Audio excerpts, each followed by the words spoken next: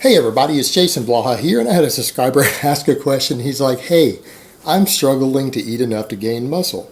So let me put on my +5 out of weaponsmithing, work on skilling up my crafting a little bit and see if I can help him with this. Now, I'm laughing because I'm sitting here thinking about half of my viewers, they fucking hate you right now, bro. They fucking hate you. And the reason I say that is the reason I concentrate more on the other. There are far more people who struggle to eat little enough to lose weight than there are people who struggle to eat enough to gain muscle. You're in a minority.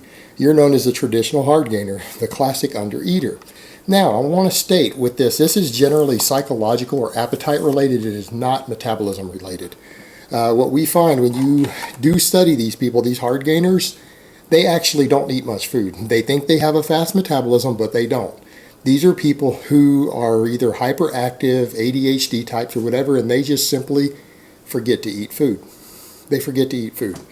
The majority of people have no trouble at all eating enough food to gain weight.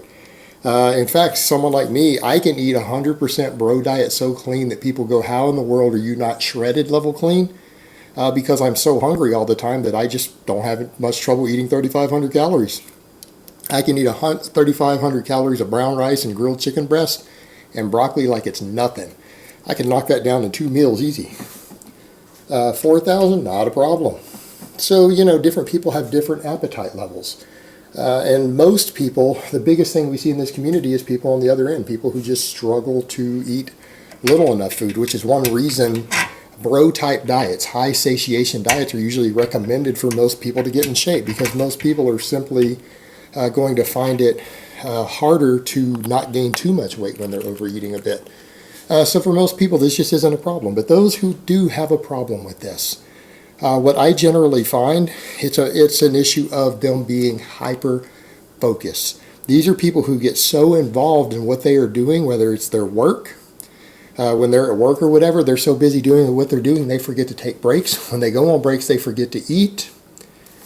These are people who maybe at their lunchtime they eat a small amount. They tend to get busy, distracted, sometimes forget to eat their entire meal. Hyper-focused people who get involved in projects. I know a lot of artistic people who are like this, and I know a lot of people who are very skilled at tech stuff who are like this. These people who tend to get hyper-focused in what they're doing, they focus so much on it, they don't realize they're actually hungry. They don't think about it. And usually, having worked with a few of these people, having a few friends like this, what I find to tell them is they need to start tracking what they eat. And the reason is because then they start to become aware of what they are eating. It's not just about them getting enough calories. It's not just about getting enough calories. It's about being mindful of what you eat. And that's the exact term someone used a while back who was struggling with this, and I gave him some advice. He'd been trying to gain weight, and then he ended up losing a pound. He was trying to gain weight, and over 10 weeks, he lost a pound. And, and he's not a heavy guy to begin with. We're talking about a 150-pound guy. And he's like, this isn't working. And I started giving him advice. And when he started tracking what he ate, he gained 10 pounds relatively quickly. Now, this is not a guy, he didn't get fat either. I don't even seem like he gained much fat, if any fat. So I was surprised when he said, yeah, I'm finally up 10 pounds. And he says, when you started talking to me about that, and then I started writing down what I eat, I started remembering to stop to eat. I started remembering to stop and eat food regularly. Oh man, it's been 3-4 hours since I've eaten anything. I should probably eat something, a sandwich, something, anything. And that's what he did. And that helps tremendously. That's your biggest barrier as a chronic undereater who struggles to eat enough to gain muscle weight, is simply forgetting to eat. And again, I know a lot of people are like, well, I hate this motherfucker. Because, everyone else out there, a lot of the people who I talk to, former fatties, we know what it's like for us. Man, how do you forget to eat?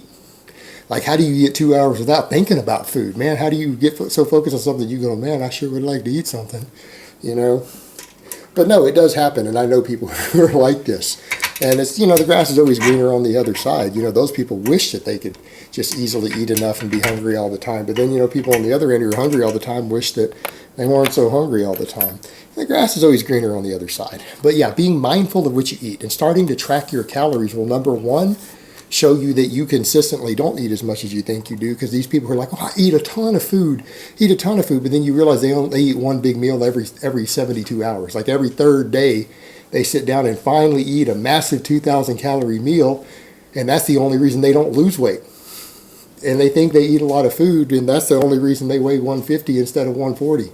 Because they do manage to cram in that massive meal of that pizza and those French fries about once every 3 days. When they finally realize they're hungry and remember to eat, they eat this massive pile of food. They eat 2,000, 2,500 calories, but they ate 1,200 calories the day before. And so they make up for it eventually. But that's the habit I've noticed. But because in their mind, when they're hungry, they finally eat this massive pile of junk food that they think that they eat a lot of food. Until you put them in a room or you have them spend a couple days, you go somewhere and have them hang out with some serious lifters, and for 2 or 3 days straight have to eat around those guys, and these guys can't keep up anymore. And then they finally realize they don't eat shit. They actually eat 1,800 calories most days and not realize it. And they think they're eating a lot because every few days they finally eat a gigantic meal. And in their mind, they think they eat like that all the time. But they just forget to eat. They simply forget to eat. And tracking what you eat will make you mindful of remembering to eat. Now, as far as the appetite end goes, what you've got to think about is, okay, take the opposite advice of what we give everyone else. What is it that we tell people to do who struggle to maintain weight? People who want to gain weight really slowly or lean weight, people who want to manage their body composition, who are overeaters. It's like you need to eat unrefined foods. You need to eat a lot of protein. You need to eat a lot of fiber. You need to keep your dietary fat low. Eat extra vegetables to fill in the gap so that you get fuller longer. That's what we tell those people. And it works very well for the chronic overeater. Those are the typical bro eaters. They do well, guys like me. We need to eat that way. We can't run around eating a bunch of refined foods all the time. We'll be so hungry that we'll eat 8,000 calories a day. Then we'll balloon up to 300 pounds, even working out. That's our reality. But take the opposite advice for the undereater. And I'm not saying to eat junk food. I'm not telling you to go sit around eating a bunch of fried chicken and French fries and hamburgers and drink Coca-Cola. All right, but when I say this, eat a little more refined foods. White rice. All right, don't be afraid of white rice. All right, don't be afraid of white rice. Eat a little more fat. I'm not telling you to eat a bunch of vegetable oil. Eat some extra nuts. All right, natural peanut butter, natural almond butter. Get in some decent quality fats. They're less satiating. You'll be able to eat more calories. You'll find gaining weight a little easier. Scale back on your fiber intake just a little bit. You know, sometimes you got to eat the white rice. Maybe that's what you need to eat instead of brown rice. You know, when you're picking cereals, don't go for the highest fiber cereal like the rest of us do who struggle with appetite. Don't be afraid of cuts of meat that are just a little fattier. Not telling you to sit down and eat bacon every day here. But, you know, don't be afraid of eating a fattier cut of steak every now and then. Eat foods that are lower on the satiety scale. Maybe for you, instead of eating extra vegetables, eat extra fruit. Why? Fruit has more calories. You'll get the same vitamins and minerals as vegetables, but you'll get more calories in. And it's carb calories too. And carbs are generally not fattening. Now, there's going to be arguments on that from people who don't know anything about nutrition or biochemistry, but yeah, carbs are just not that fattening. They really aren't. So that's going to be your options that you need to do. Focus on eating foods that are still high quality nutrition. I'm not telling you sit around eating candy bars and ice cream, but you can get away with lower fiber carbs. All right, you can get away with lower fiber carbs. You can get away with eating more fat in your diet. A little more peanut butter and a little bit more steak is not going to hurt you if you're struggling to gain weight. These things only become problems. Extra fat in your diet really only becomes a problem when your body fat's too high. For fairly lean people who are maintaining a lean physique, you know, who don't have a lot of body fat, guys on the thinner side, using a little bit of extra dietary fat to help you gain weight because you struggle to eat enough carbs and protein isn't a bad idea. Don't eat too much protein. That's another big thing. What is one of the amazing benefits of protein?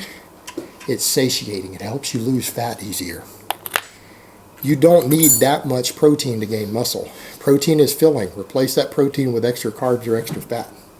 You're going to find gaining weight a lot easier.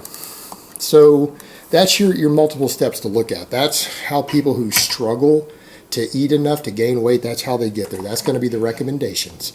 They need to be more mindful of what they eat, actually start tracking what they eat so that, number one, they can see that they don't eat as much as they think they do. Number two, so that they can remember to eat. Because if you're thinking about tracking your food pretty frequently, it will remind you that you haven't eaten. It will remind you to eat. You'll be mindful of what you're eating. You'll remember to do so. Focus on a diet that isn't a bro-cutting diet. Don't be afraid to eat a slightly lower fiber. Don't be afraid to eat some grains if they're a little more refined and have a little less fiber because they're less filling. It's still ultimately carbs. Still going to be fuel for you, and fiber suppresses appetite. Don't focus on as much protein. Protein suppresses appetite. You only need a decent amount, a moderate amount of protein to gain muscle. You don't need 300 grams a day. Eat less protein so that you can get more total calories in if you feel like that's starting to fill you up. And go ahead and eat a little bit more healthy fats. Eat some extra peanut butter. Eat a fattier cut of steak if you need every now and then. Whatever you need to do just to get those calories up a little bit. And it's pretty much that simple. So there's your solution. All right, guys, but that's really all I have to say on that today. I hope it's been informative, and I will talk to you guys next time.